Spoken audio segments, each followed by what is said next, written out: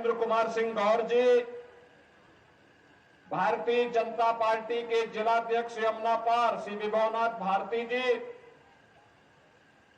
निवर्तमान महापौर श्रीमती अभिलाषा गुप्ता नंदी जी, जिला पंचायत अध्यक्ष डॉक्टर वीके सिंह जी, यहां के चुनाव के सह प्रभारी श्री महेश चंद्र श्रीवास्तव जी, ओंकार केसरी जी, राकेश शुक्ला जी, वरुण केसरवानी जी और महापौर पद के सुयोग्य प्रत्याशी श्री उमेश चंद गणेश केसरवानी जी, पार्षद पद के हमारे सभी प्रत्याशीगण और उपस्थित प्रयागराज के मेरे सभी उपस्थित भाइयों बहनों,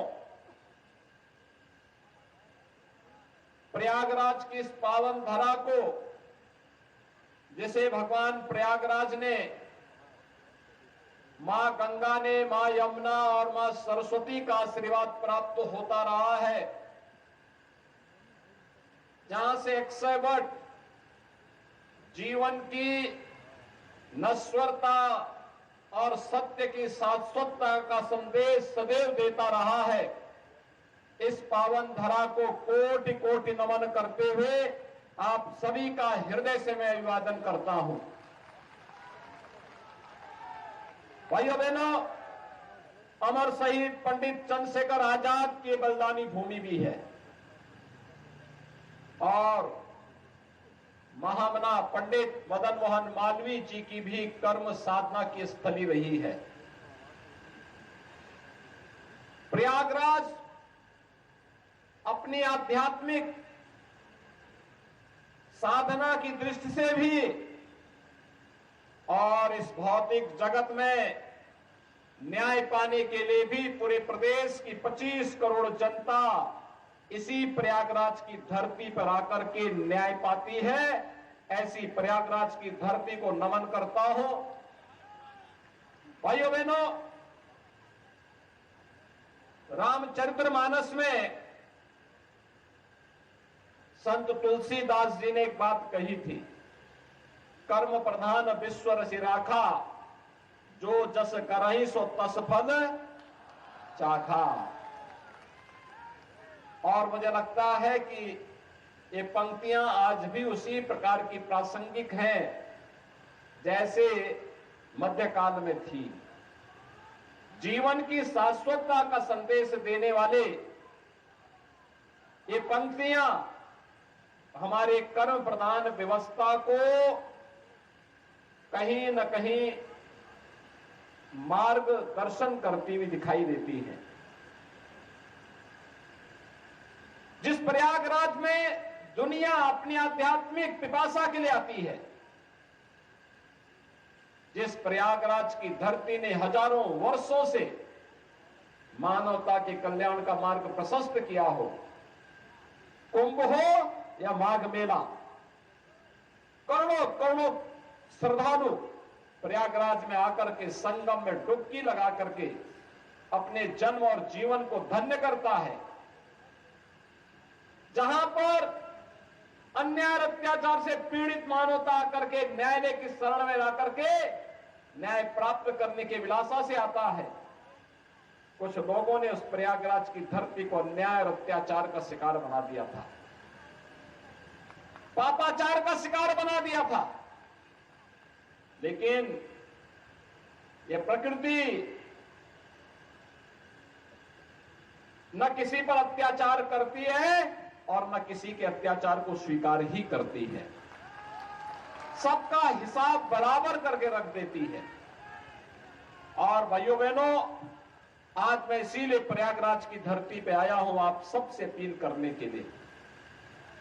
यह हमारा सौभाग्य है 2019 में प्रयागराज कुंभ को डबल इंजन की सरकार को एक यूनिक इवेंट के रूप में प्रस्तुत करने का अवसर प्राप्त हुआ था, भव्य और दिव्य कुंभ के रूप में प्रस्तुत करने का अवसर प्राप्त हुआ था। प्रयागराज को कुंभ यादगार कुंभ बन गया। उस समय नगर निगम का नेतृत्व श्रीमती अभिलाषा गुप्ता नंदी जी के नेतृत्व में यहां पर नगर निगम बोर्ड काम कर रहा था बोर्ड ने अपने स्तर पर अच्छा प्रयास किया और जब 2025 का कुंभ आए,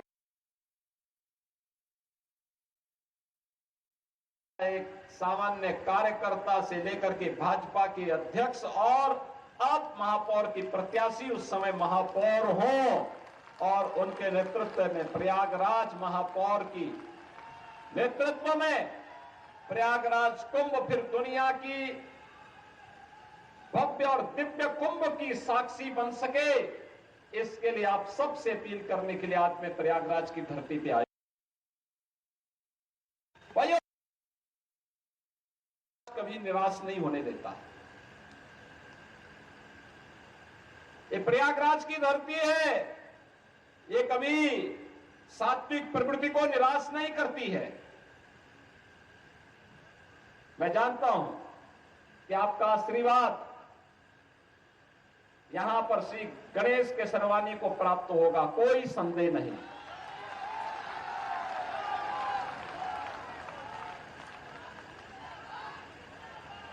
इन्होंने एक कार्यकर्ता के रूप में जिस निष्ठा के साथ कार्य किया और आज जब भाजपा ने एक अवसर दिया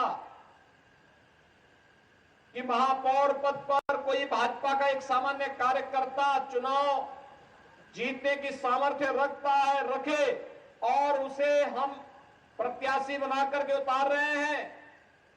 भाइयों बहनों, जब प्रत्याशी बनकर के आपके बीच में आए हैं, मैं देख रहा हूं प्रयागराज का एक एक कार्यकर्ता सहयोग करते हुए उन्हें महापौर प्रत्याशी के रूप में अपना प्रत्याशी मान करके चुनाव लड़ाने के लिए पथ पर दिखाई दे रहा है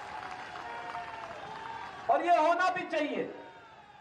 जिस कार्यकर्ता ने अपना जीवन समर्पित कर दिया हो विचारधारा के लिए, संगठन के लिए, अगर उसके लिए सभी लोग मिलकर के कार्य करके अगर उन कार्यक्रमों को आगे बढ़ाने का कार्य करते हैं तो भाइयों बहनों, ये नए कार्यकर्ताओं के सृजन की एक शुरुआत होती है। नए कार्यकर्ताओं को भी अवसर प्राप्त हो सकता है और भारतीय जनता पार्टी इन्हीं नए कार्यकर्ताओं को जोड़ने की पार्टी है। यही भारत का लोकतंत्र है, यही भाजपा का लोकतंत्र भी है।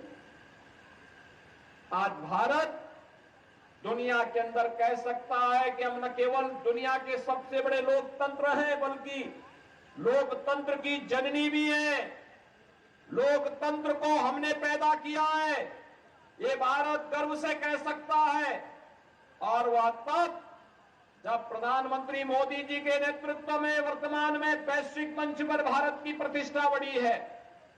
भारत आज आजादी के अमृत काल के प्रथम वर्ष में G20 के समूह की अध्यक्षता कर रहा है प्रधानमंत्री मोदी जी के नेतृत्व में। तब भारत इस बात को कह सकता है कि हमने दुनिया को सब कुछ दिया है, हमने लोकतंत्र दुनिया को दिया है। एक समान अधिकार, राजा हो या रंक हो, सभी लोकतंत्र में एक समान वोट का अधिकार प्राप्त करते हैं और अपने इस वोट की ताकत का एहसास दुनिया को कराते हैं और भारत ने समय समय पर किया कराया है। और भाइयों बहनों, एक और वैश्विक मंच पर बढ़ती हुई भारत की ताकत, भारत का सम्मान, भारत के बारे में दुनिया का नजरिया बदल चुका है और भारत में प्रधानमंत्री मोदी जी के नेतृत्व में बदलते हुए भारत को आपने देखा है। आज कैसे भारत न केवल दुनिया के अंदर अपना सम्मान बनाया है, बल्कि अपने नागरिकों के हितों का संरक्षण करने, अपनी स्वयं की सुरक्षा करने, कैसे एक एक करके प्रत्येक नागरिक के जीवन में परिवर्तन करने का कार्य किया। मुझे आश्चर्य होता है जब भाजपा की बात होती है और भाजपा को जब लोग ये बोलते हैं कि फलानी जाति का वोट मिलेगा कि नहीं मिलेगा, संदेह की नजर से बोलते हैं, तो मुझे लगता है कि इन्होंने भाजपा को लगता है समझा नहीं है। भारतीय जनता पार्टी का मतलब सबका साथ और सबका विकास, और सबका साथ और सबका विकास है तो फिर सबका विश्वास भी है और परिणाम लाने के लिए सबका प्रयास भी है।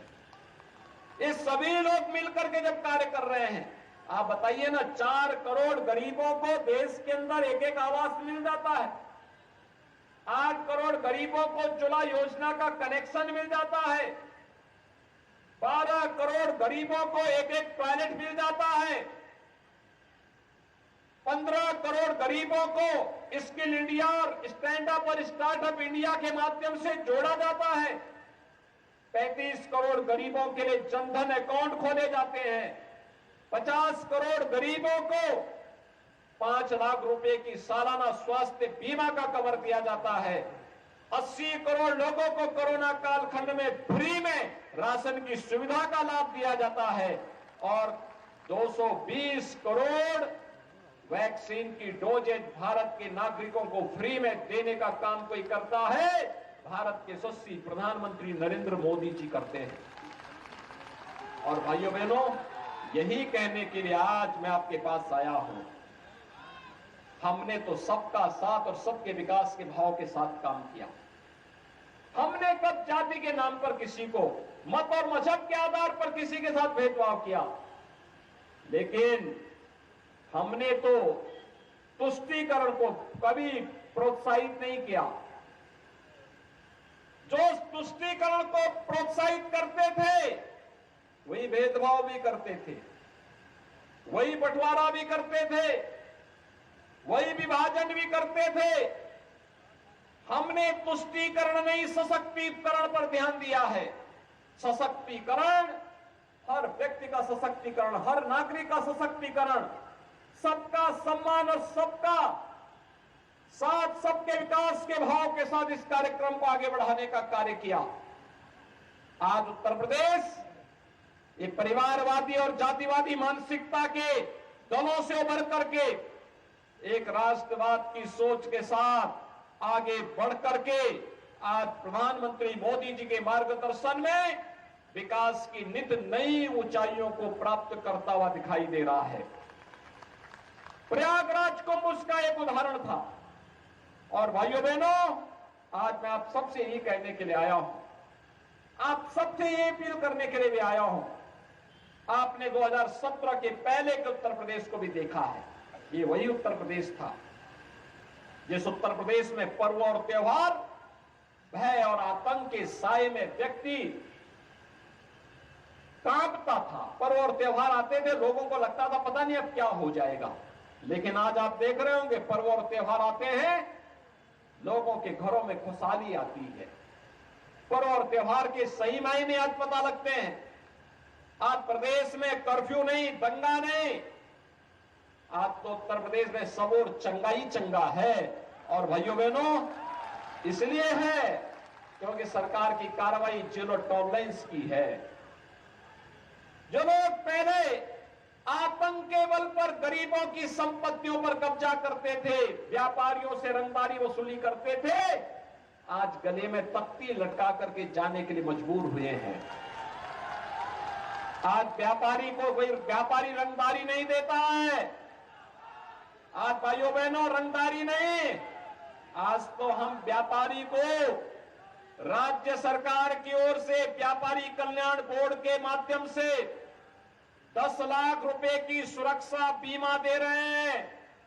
और भाइयों बहनों, यही नहीं, पीएम स्वनिधि योजना में स्ट्रीट वेंडर को भी आर्थिक स्वावलंबन की ओर अग्रसर बढ़ाने का काम हो रहा है।